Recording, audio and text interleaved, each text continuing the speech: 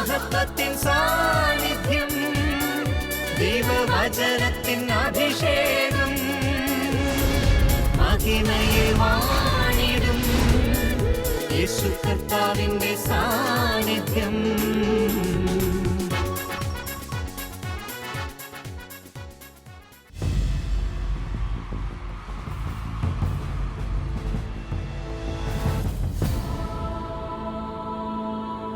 നിൻ വചനം ധ്യാനിക്കുമ്പോൾ.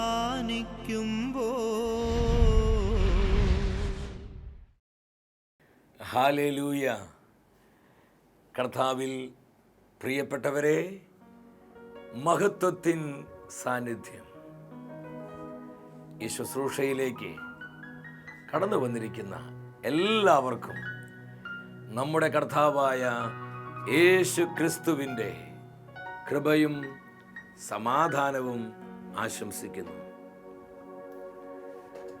105-ാം സങ്കീർത്തനം 19-ാം തിരുവാക്യം. അവൻ പ്രവചിച്ചത് സംഭവിക്കുവോളം കർത്താവിന്റെ വചനം അവനെ പരീക്ഷിച്ചു. പൂർവ്വ ജോസഫിനെ കുറിച്ചുള്ള തിരുവെഴുത്താണിത്.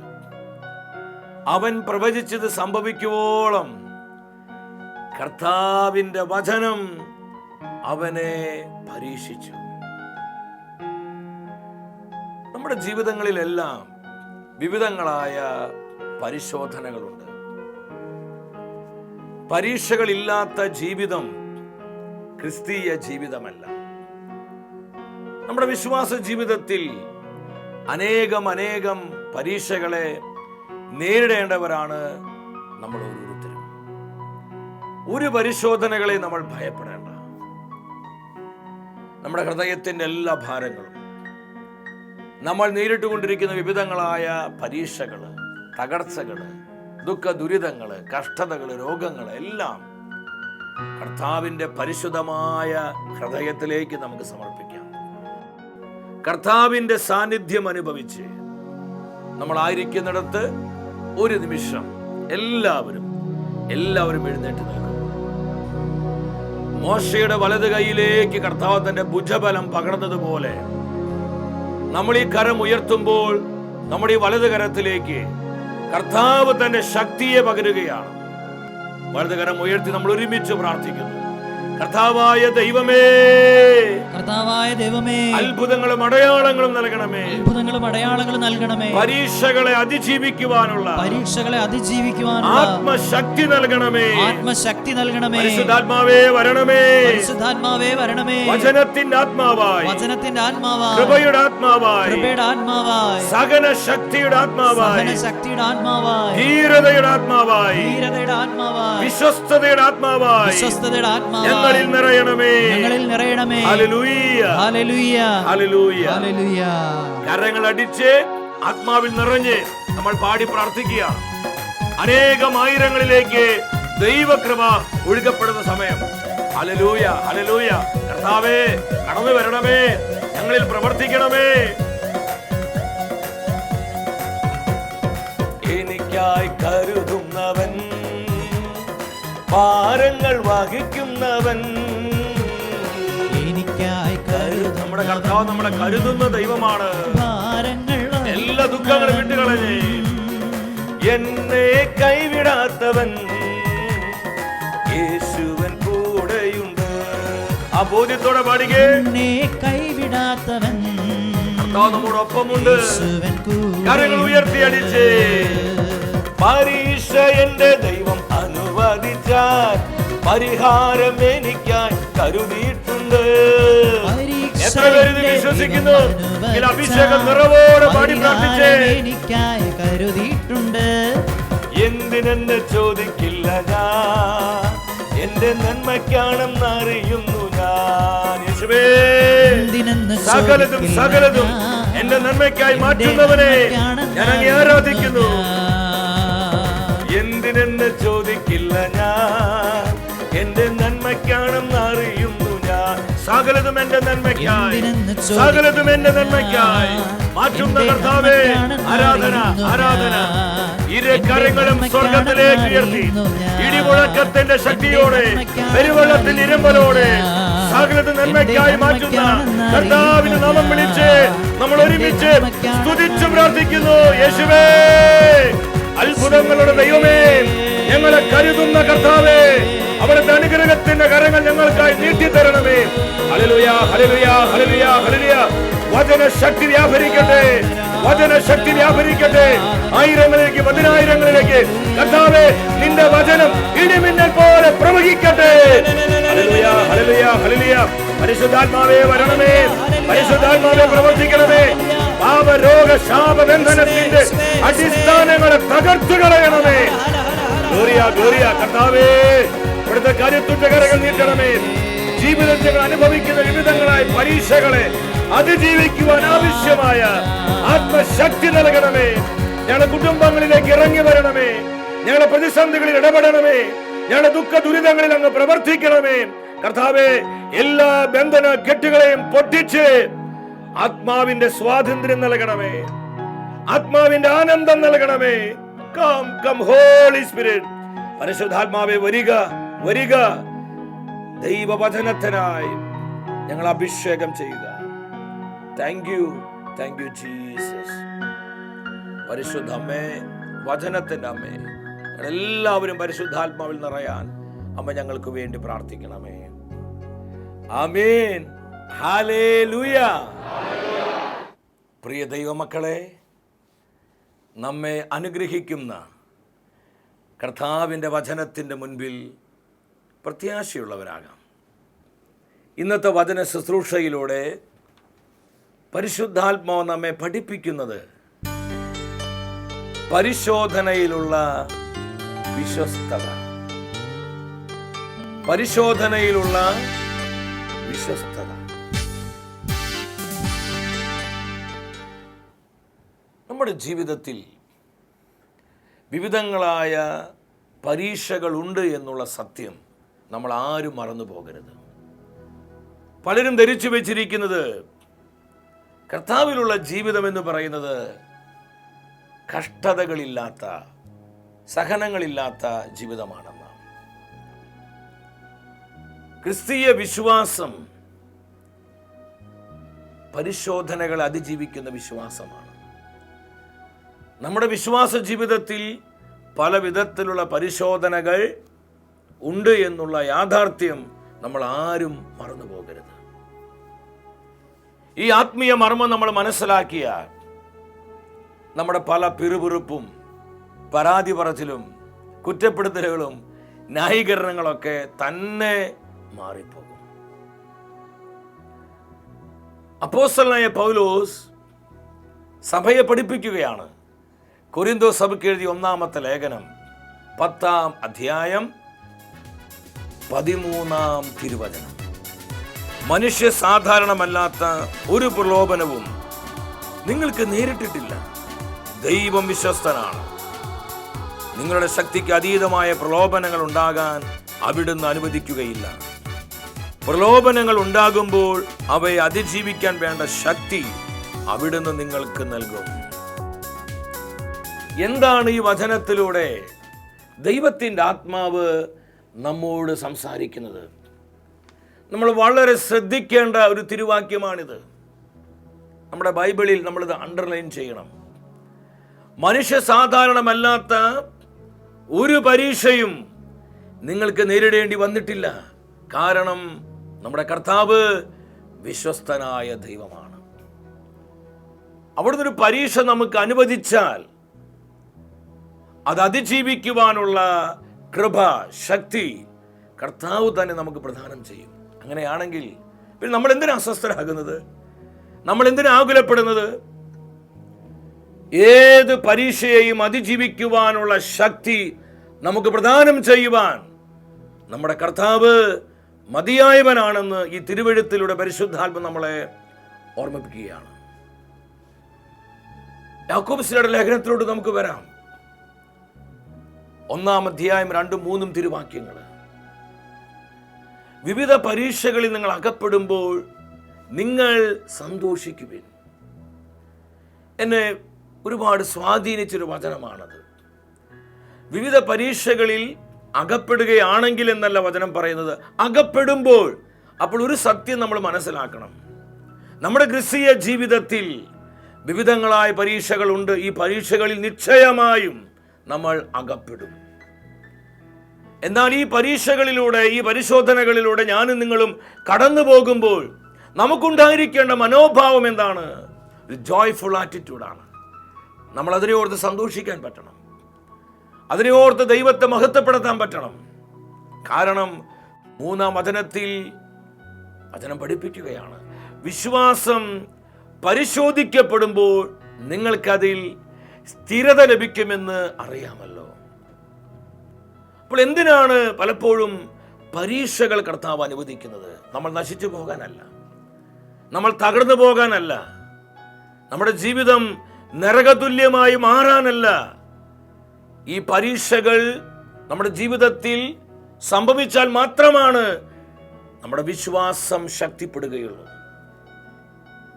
മറ്റൊരു കാര്യം നമ്മൾ മനസ്സിലാക്കണം, പരീക്ഷകളിലൂടെ നമ്മൾ കടന്നു പോകുമ്പോഴാണ് നമ്മൾ എന്തുമാത്രം വിശ്വസ്തരാണെന്ന് തെളിയുന്നത്. നമ്മിലുള്ള വിശ്വസ്തതയെ തെളിയിക്കുന്ന അളവുകോലാണ് പരീക്ഷകള്, വിവിധങ്ങളായ പരിശോധനകള്. പത്രോസിൽ എഴുതിയ 2-ാമത്തെ ലേഖനം 2-ാം അധ്യായം 9-ാമത്തെ വാക്യം, ദൈവഭയമുള്ളവരെ പരീക്ഷകളിൽ നിന്ന് എങ്ങനെ രക്ഷിക്കണമെന്ന് കർത്താവ് അറിയുന്നു. നമ്മുടെ ഹൃദയത്തിലേക്ക് തുളച്ചു കയറേണ്ട തിരുവാക്യമാണിത്. ഒരു പരീക്ഷകളെ നമ്മൾ ഭയപ്പെടേണ്ട. നമ്മുടെ ജീവിതത്തിൽ സംഭവിക്കുന്ന ഒരു പ്രതിസന്ധിയെയും ഒരു തകർച്ചയെയും വിട്ടുമാറാത്ത രോഗങ്ങളെ ഓർത്ത് നമ്മൾ അസ്വസ്ഥരാകേണ്ട. കർത്താവിനറിയാം ഈ കുരുക്ക് എങ്ങനെയാണ് അഴിക്കേണ്ടതെന്ന്. ദൈവഭയമുള്ളവരെ പരിശോധനകളിൽ നിന്ന് എങ്ങനെ രക്ഷിക്കണമെന്ന് കർത്താവ് അറിയുന്നു. അതുകൊണ്ട് പരീക്ഷകളിൽ നമ്മൾ വിശ്വസ്തരാകണം. പിറുപിറുത്തും മുറുമുറുത്തും അസംതൃപ്തരായി നമുക്ക് ലഭിക്കേണ്ട അനേകം നന്മകളെ നമ്മൾ തട്ടിത്തെറിപ്പിക്കരുത്.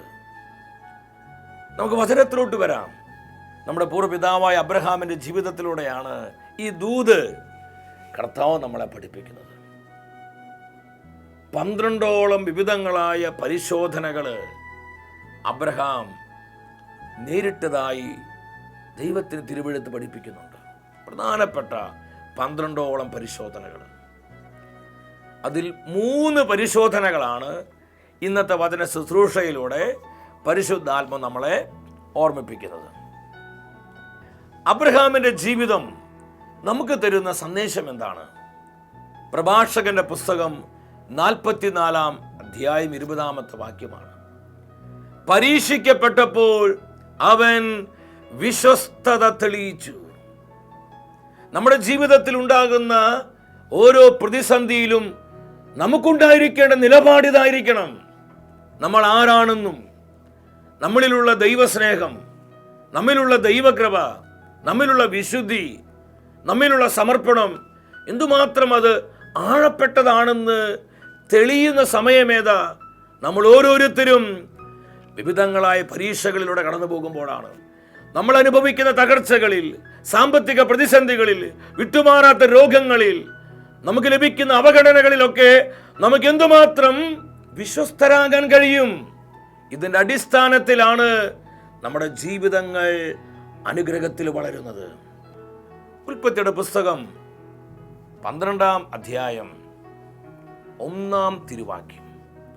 അബ്രഹാമിന്റെ ജീവിതത്തിൽ ആദ്യത്തെ പരിശോധന ദൈവാശ്രയത്വത്തോട് ബന്ധപ്പെട്ടായിരുന്നു. 1-ാമത്തെ പരിശോധന അതാണ്. ദൈവാശ്രയത്വത്തോട് ബന്ധപ്പെട്ട പരിശോധനയാണ്. കർത്താവ് അബ്രഹാമിനെ വിളിച്ച്, അബ്രഹാമേ, നീ നിന്റെ ദേശത്തെയും പിതൃഭവനത്തെയും നിന്റെ ബന്ധുക്കളെയും വിട്ട് ഞാൻ കാണിക്കുന്ന ദേശത്തേക്ക് നീ പോവുക, ഞാൻ കാണിക്കുന്ന നാട്ടിലേക്ക് നീ പോവുക. ഏതാണ് ദേശം? ഒന്നും അബ്രഹാമിന് അറിയത്തില്ല. എന്നാൽ കർത്താവിന്റെ വാക്കുകളിൽ അബ്രഹാം പൂർണ്ണമായി ഹൃദയമുറപ്പിക്കുകയാണ്. കർത്താവിന്റെ വാഗ്ദാനങ്ങളിൽ അബ്രഹാം വിശ്വസിക്കുകയാണ്. 4-ാം തിരുവചനം പറയുന്നു, കർത്താവ് കൽപ്പിച്ചതനുസരിച്ച് അബ്രഹാം പുറപ്പെട്ടു. ഇതാണ് അബ്രഹാമിന്റെ ക്വാളിറ്റി. ഒന്നിനും കുറവില്ലാതെ നന്നായി ജീവിക്കുന്ന സമയത്താണ് ഇതെല്ലാം വിട്ടെറിഞ്ഞ് ഞാൻ കാണിക്കുന്ന നാട്ടിലേക്ക് പോകാൻ കർത്താവ് ആവശ്യപ്പെട്ടത്. നമുക്ക് എത്ര പേർക്ക് ഇതനുസരിക്കാൻ പറ്റും? നമ്മോടാണ് കർത്താവ് ഇത് പറഞ്ഞതെങ്കിൽ ഇവിടെ വിശ്വസ്തരാകാൻ നമുക്ക് എത്ര പേർക്ക് കഴിയും? നമ്മൾ അനേക പ്രാവശ്യം കേൾക്കുന്ന ഒരു വാക്കാണ് ദൈവാശ്രയത്വം. ദൈവാശ്രയത്വം, കർത്താവിനെ ആശ്രയിക്കുക, ദൈവാശ്രയത്വത്തിൽ വളരുക. പ്രിയപ്പെട്ടവരെ, ദൈവാശ്രയത്വം എന്ന് പറയുന്നത് അത്ര എളുപ്പമുള്ള കാര്യമല്ല. ഇന്നത്തെ നമ്മുടെ ഒരു വലിയ പ്രശ്നം എന്ന് പറയുന്നത് ദൈവാശ്രയത്വം നമുക്ക് നഷ്ടപ്പെട്ടുകൊണ്ടിരിക്കുക. സൗകര്യങ്ങൾ വർദ്ധിച്ചപ്പോൾ, സമ്പത്ത് വർദ്ധിച്ചപ്പോൾ, സുഖസൗകര്യങ്ങൾ വർദ്ധിച്ചപ്പോൾ നമ്മുടെ ആശ്രയത്വം ഇന്ന് പയ്യെ പയ്യെ പയ്യെ കുറഞ്ഞു വരികയാണ്. ഇന്ന് LKG പഠിക്കുന്ന കുട്ടിക്ക് വരെ പ്രഷറാണ്. ആകുലതയും അസ്വസ്ഥതയും ജീവിത വ്യഗ്രതകൾ മൂലം ഇന്ന് അനേകം മനുഷ്യര് രോഗികളാണ്. പ്രഷറും ഷുഗറും കൊളസ്ട്രോളൊക്കെ അടിച്ച് ആയിരക്കണക്കിന് വ്യക്തികളാണ് ആരോഗ്യം നഷ്ടപ്പെട്ട് ജീവിക്കുന്നത്. എന്താ ഇതിനൊരു കാരണം? ദൈവാശ്രയത്വക്കുറവാണ്. കർത്താവിനെ ആശ്രയിക്കുന്ന ഒരു ആത്മാവിനെ ഈ ഒരു പ്രതിസന്ധി ഉണ്ടാവില്ല. 125-ാം സങ്കീർത്തനം 1-ാമത്തെ വചനം പറയുന്നുണ്ട്, കർത്താവിൽ ആശ്രയിക്കുന്നവർ അചഞ്ചലമായി നിലകൊള്ളുന്ന സിയോൻ പർവ്വതം പോലെയാണ്. ഇതെന്തൊരു വചനമാണിത്! ആരെല്ലാം കർത്താവിനെ ആശ്രയിക്കുന്നുവോ അവരെല്ലാം അചഞ്ചലമായി നിലകൊള്ളുന്ന സിയോൻ പർവ്വതം പോലെ. വീണ്ടും പ്രഭാഷകന്റെ പുസ്തകം 32-ാം അധ്യായം 24-ാമത്തെ തിരുവാക്യം, ആരെല്ലാം കർത്താവിനെ ആശ്രയിക്കുന്നുവോ അവർക്കൊന്നും നഷ്ടം വരികയില്ല. എന്നെ സ്വാധീനിച്ചൊരു വചനമാണ്. ദൈവത്തെ ആശ്രയിക്കുന്നവർക്ക് നഷ്ടം സംഭവിക്കില്ല. എൻ്റെ സഹോദര സഹോദരി, ഞാൻ ആത്മാവിൽ ചോദിക്കട്ടെ, ഇന്ന് നമ്മുടെ ആശ്രയത്വം കർത്താവിൽ തന്നെയാണോ? അതോ നമ്മുടെ മസിൽ പവർ, നമ്മുടെ ആരോഗ്യത്തിലാണോ? നമ്മുടെ സ്വാധീനങ്ങളിലാണോ? നമ്മുടെ ബന്ധങ്ങളിലാണോ? നമ്മുടെ പണത്തിലാണോ? നമ്മുടെ ജോലിയിലാണോ? നമ്മുടെ ബിസിനസ്സിലാണോ? അത് ഈ ലോകത്തിൻ്റെ സ്വാധീനങ്ങളിലാണോ? നമ്മൾ എന്തിനാണ് ഇന്ന് ആശ്രയിക്കുന്നത്?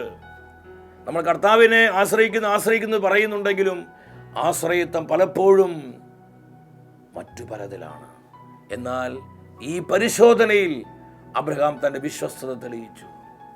കർത്താവ് കൽപ്പിച്ചതനുസരിച്ച് അവൻ പുറപ്പെട്ടു.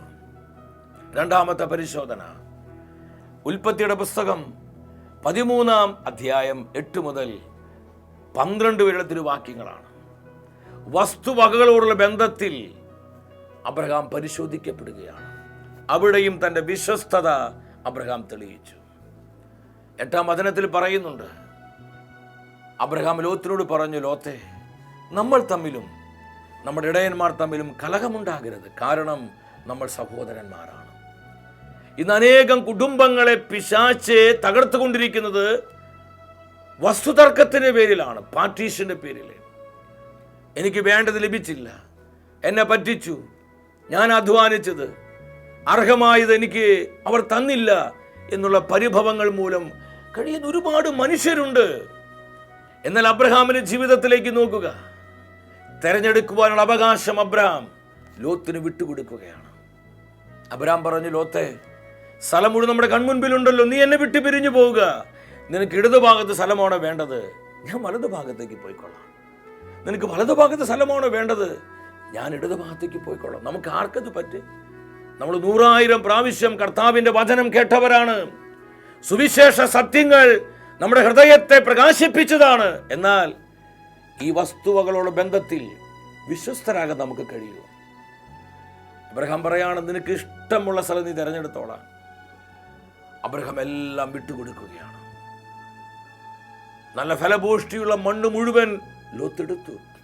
അബ്രഹാമിന് കിട്ടിയത് വെറും മൊട്ടക്കുന്നുകൾ, തരിശുഭൂമികൾ, വെള്ളമില്ലാത്ത പാറക്കെട്ടുകൾ അടങ്ങിയ മണ്ണാണ് അബ്രഹാമിന് കിട്ടിയത്. പക്ഷെ അബ്രഹാം പറയുന്ന, ലോത്തേ, ഞാനൊരു വാക്ക് പറഞ്ഞു എന്ന് വിചാരിച്ച് നീ എന്നോട് തന്നെ ഇത് ചെയ്തു വല്ലടാ, നിന്നോടൊക്കെ ദൈവം ചോദിക്കടാ. ഒരു വാക്ക് അബ്രഹാം പറയുന്നില്ല. അബ്രഹാം നിശബ്ദനാവുകയാണ്. അബ്രഹാമിന് പരാതിയില്ല. കോടിക്കണക്കിന് സമ്പത്ത് ലോത്ത് ശരിക്കും അടിച്ചു മാറ്റി. എന്നാൽ അബ്രഹാമിന് പരിഭവമില്ല. എന്താ കാരണം? അബ്രഹാമിന്റെ സമ്പത്ത് ദൈവമായിരുന്നു. എബ്രായ പുസ്തകം 11:10 പറയുന്നുണ്ട്, ദൈവം സംവിധാനം ചെയ്തതും ദൈവം അടിസ്ഥാനമിട്ടതും ദൈവം നിർമ്മിച്ചതുമായ ഒരു ഭവനത്തെ അവൻ പ്രതീക്ഷിച്ചു.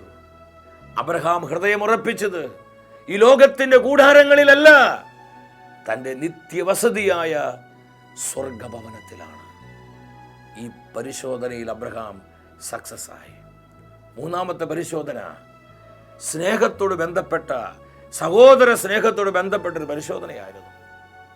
ഇങ്ങനെ തന്നോട് അതിക്രമം കാണിച്ച, തന്നെ പറ്റിച്ച, തന്നെ വഞ്ചിച്ച ലോത്തിന് എന്ത് സംഭവിച്ചു? അവൻ പാർത്തിരുന്ന ആ ദേശത്ത് രാജാക്കന്മാർ ചേർന്ന് അവനെയും അവൻ്റെ വസ്തുവകളെ എല്ലാം പിടിച്ചുകൊണ്ടുപോവുകയാണ്. ഉൽപ്പത്തിയുടെ പുസ്തകം 14:12 കാണാൻ പറ്റും. ഈ വിവരം അബ്രഹാം അറിഞ്ഞപ്പോൾ അബ്രഹാം എങ്ങനെയാ പ്രതികരിച്ചത്? നമ്മുടെയൊക്കെ ജീവിതത്തിലാണെങ്കിൽ നമ്മൾ എന്തുമാത്രം ഹല്ലേലൂയ പറയുന്നവരാ, എന്തുമാത്രം ധ്യാനങ്ങളിൽ പങ്കെടുക്കുന്നവരാ, ബൈബിൾ കൺവെൻഷനുകളിൽ കുറയാതെ നമ്മൾ പങ്കെടുക്കുന്നുണ്ട്. ഇതൊക്കെ ചെയ്യുന്നുവെങ്കിലും അബ്രഹാമിൻ്റെ സ്ഥാനത്ത് നമ്മളാണെങ്കിൽ, ലോത്തിന് ഇങ്ങനെ ഒരു പ്രതിസന്ധി ഉണ്ടായപ്പോൾ നമ്മൾ എന്തോന്ന് പറയും? ദൈവം ജീവിക്കുന്നവനാ, ദൈവമുണ്ടതിന് തെളിവായി ഇതൊക്കെ, അവൻ ഇതല്ല, അവൻ ഇനി അനുഭവിക്കാൻ പോകുന്നേ ഉള്ളൂ എന്നൊക്കെയുള്ള വാക്കുകളൊക്കെ നമ്മൾ പലപ്പോഴും പറഞ്ഞു എന്ന് വരും. അബ്രഹാം എന്താ ചെയ്തത്? തന്റെ സഹോദരപുത്രനായ ലോത്ത് അവൻ ആപത്തുണ്ടായിരിക്കുകയാണ്, അവൻ വലിയൊരു അപകടത്തിലാണ്, അവനൊരു ദുഃഖത്തിന്റെ നിഴലിലാണെന്ന് മനസ്സിലായപ്പോൾ അബ്രഹാം അവന്റെ അകത്തുണ്ടായിരുന്ന സ്നേഹം അങ്ങ് കത്തുക. ഇതാണ് കർത്താവ് ആഗ്രഹിക്കുന്നത്.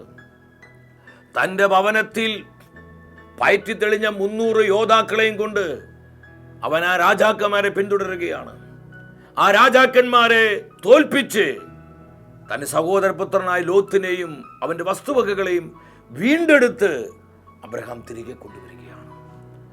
ആ സ്നേഹത്തോട് ബന്ധപ്പെട്ട പരിശോധനയിലും അബ്രഹാം വിശ്വസ്തനായി, അവൻ സക്സസ് ആയി. സുഭാഷിത പുസ്തകം 28-ാം അധ്യായം 20-ാം വചനത്തിൽ പറയുന്നുണ്ട്, വിശ്വസ്തൻ സമൃദ്ധമായി അനുഗ്രഹിക്കപ്പെടും. സമൃദ്ധമായി അനുഗ്രഹിക്കപ്പെടും. നമ്മൾ ഈ വചനത്തിൽ ജീവിക്കേണ്ടവരാണ്. ആരാണ് സമൃദ്ധമായി അനുഗ്രഹിക്കപ്പെടുന്നത്? വിശ്വസ്തരാണ്. നമ്മുടെ ജീവിതത്തിൽ നമ്മൾ നേരിടുന്ന പ്രതിസന്ധികളിലും നമ്മൾ കടന്നു പോകുന്ന സാഹചര്യങ്ങളിലെല്ലാം ദൈവം നമ്മളെ പരിശോധിക്കും. അവിടെയെല്ലാം നമ്മൾ വിശ്വസ്തരാകണം. എൻ്റെ സഹോദര സഹോദരി, നിനക്ക് സമൃദ്ധമായ അനുഗ്രഹം വേണോ? നിന്റെ തലമുറയിലേക്ക് പരിശുദ്ധാത്മാവിന്റെ സമൃദ്ധി കടന്നു വരണോ? നീ അനുഭവിക്കുന്ന പ്രതിസന്ധികളിലെ, നീ അനുഭവിക്കുന്ന തകർച്ചകളിലെ, നീ അനുഭവിക്കുന്ന ദുഃഖ ദുരിതങ്ങളിലെ കർത്താവിന്റെ ശക്തി പ്രകടമാകണോ? ഏത് സാഹചര്യത്തിലും വിശ്വസ്തയായിരിക്കാൻ ശ്രദ്ധിക്കുക. വിശ്വസ്തരാണ് സമൃദ്ധമായി അനുഗ്രഹിക്കപ്പെടുന്നത്. നമുക്ക് വചനത്തിൽ തെളിവ് കാണാം. ഉൽപ്പത്തിയുടെ പുസ്തകം 24-ാം അധ്യായം 1-ാം വചനം. അബ്രഹാമിനെ പ്രായമേറെയായി ദൈവമായ കർത്താവ് എല്ലാ കാര്യങ്ങളിലും അവനെ അനുഗ്രഹിച്ചു. ഇന്ന് കോടിക്കണക്കിന് വിശ്വാസികളുടെ പിതാവായി ദൈവം അബ്രഹാമിനെ ഉയർത്തിയിരിക്കുകയാണ്. ഇത് നമുക്ക് വലിയൊരു മെസ്സേജാണ് നൽകുന്നത്. എൻ്റെ സഹോദര സഹോദരി, നിരാശപ്പെടാതെ, ജീവിതത്തിൽ സംഭവിക്കുന്ന പ്രതിസന്ധികളെയും തകർച്ചകളെയും ദുഃഖ ദുരിതങ്ങളെ ഓർത്ത് അസ്വസ്ഥപ്പെടാതെ അവിടെയെല്ലാം നീ വിശ്വസ്തത തെളിയിക്കുക, കർത്താവിനെ മുറുകെ പിടിക്കുക, കർത്താവിന്റെ ആശ്രയത്വത്തിൽ വളരെ നമ്മുടെ ജീവിതത്തെ അനുഗ്രഹിച്ചുയർത്തുവാൻ, നമ്മുടെ ജീവിതത്തെ വിശുദ്ധീകരിക്കുവാൻ, നമുക്ക് വേണ്ട സകല നന്മകളാലും നമ്മെ അലങ്കരിക്കുവാൻ മതിയായവനാണ് നമ്മുടെ കർത്താവ്. ഈ വചന സത്യങ്ങൾ നമ്മുടെ ഹൃദയത്തിലേക്ക് സ്വന്തമാക്കി നമ്മൾ അല്പസമയം ഇനി പ്രാർത്ഥിക്കാൻ പോവാണ്. കർത്താവേ, എൻ്റെ അവിശ്വസ്തത പരിഹരിച്ച് എന്നെ വിശ്വസ്തനാക്കണമേ. നമ്മൾ എന്തുമാത്രം പിറുപിറുത്ത് നമുക്ക് ലഭിക്കേണ്ട നന്മകളെ തടസ്സപ്പെടുത്തിയത്, എന്തുമാത്രം നമ്മൾ പരാതി പറഞ്ഞ് നമ്മിലേക്ക് കടന്നു വീഴുന്ന അനുഗ്രഹങ്ങളെ നമ്മൾ തടസ്സപ്പെടുത്തിയത്. ഒരു നിമിഷം മുട്ടുകുത്തി ഇരുകരങ്ങളും സ്വർഗത്തിലേക്ക് ഉയർത്തി ഹൃദയം പൊട്ടി നിലവിളിച്ച് നമ്മൾ ആരെയും ശ്രദ്ധിക്കണ്ട. നമുക്ക് എന്തുമാത്രം സ്വരത്തിൽ വിളിക്കാൻ പറ്റുമോ നിങ്ങളായിരിക്കുന്ന കുടുംബങ്ങളിൽ ഇരുന്ന്, സമൂഹങ്ങളിൽ ഇരുന്ന് കരമുയർത്തി വിളിച്ചോ.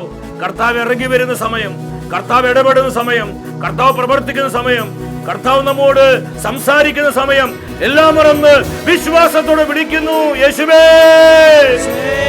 അഭിഷേകം ചെയ്യണമേ. ഹല്ലേലൂയ, ഹല്ലേലൂയ, ഹല്ലേലൂയ. വിശ്വസ്തതയുടെ തൈലം ഞങ്ങളുടെ മേൽ പുരട്ടണമേ. ഞങ്ങളെ വിശ്വസ്തരാക്കണമേ. അനുദിന ജീവിതത്തിൽ ഞങ്ങൾ നേരിടുന്ന പരിശോധനകളിലെ അവിടെയെല്ലാം വിശ്വസ്തത തെളിയിക്കാൻ കർത്താവേ ഞങ്ങൾക്ക് ആവശ്യമായ കൃപ നൽകണമേ. ഹല്ലേലൂയ, ഹല്ലേലൂയ, ഹല്ലേലൂയ.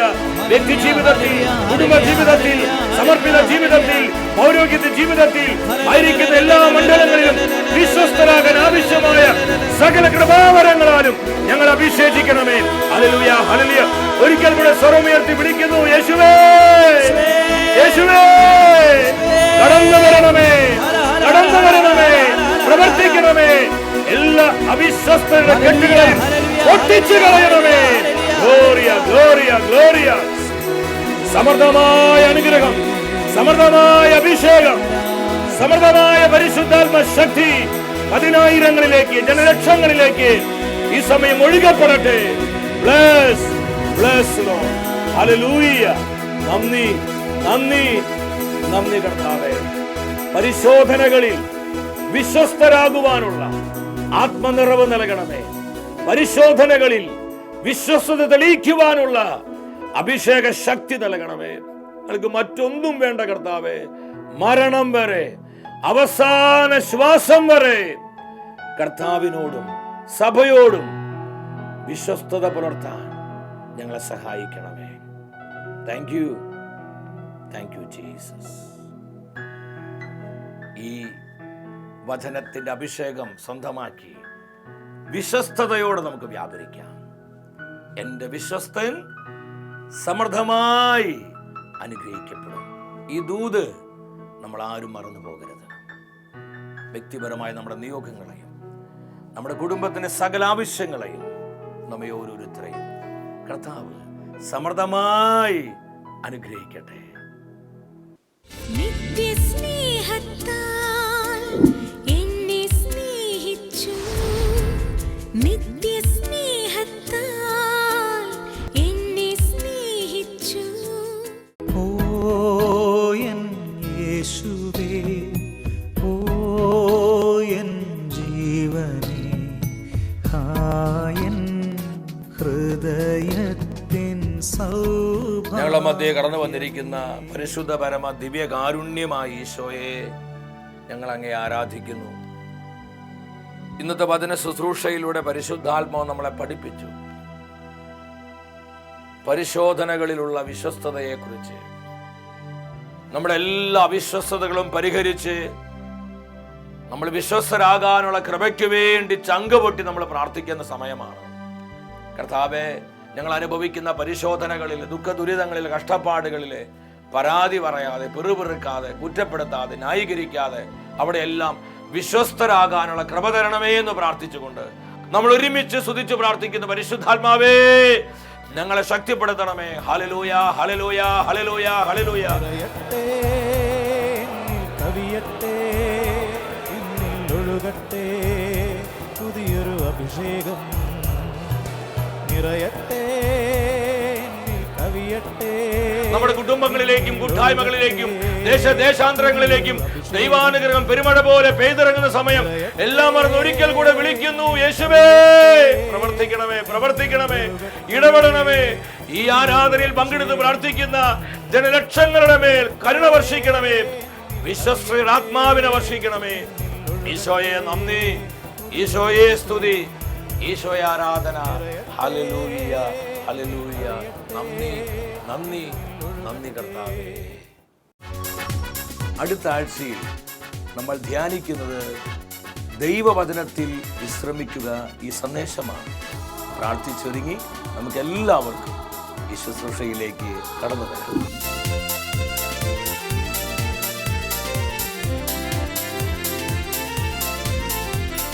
മഹത്വമേ, മഹത്വമേ, മഹത്വത്തിൻ രാജാവേ, മഹത്വ